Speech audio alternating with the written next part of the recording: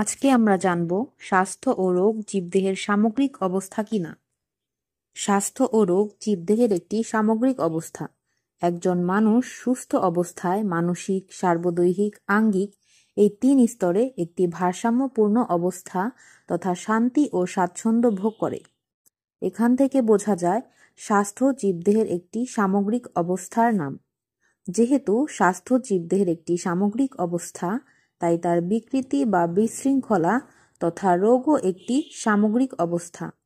একজন মানুষ যখন রোগগ্রস্ত হয় তখন তার মানসিক, সার্বদৈহিক, আঙ্গিক এই ৩ স্তরের ভারসাম্যই নষ্ট হয় এবং রোগী অশান্তি ভোগ করে। তাই বলা যায় রোগীর চিকিৎসাকালে রোগীর সামগ্রিক অবস্থার লক্ষণসমূহের সাহায্যেই রোগীর জন্য ঔষধ নির্বাচন করতে হবে। কোনো একটি অঙ্গের উপর ভিত্তি করে ঔষধ নির্বাচন করা যাবে না।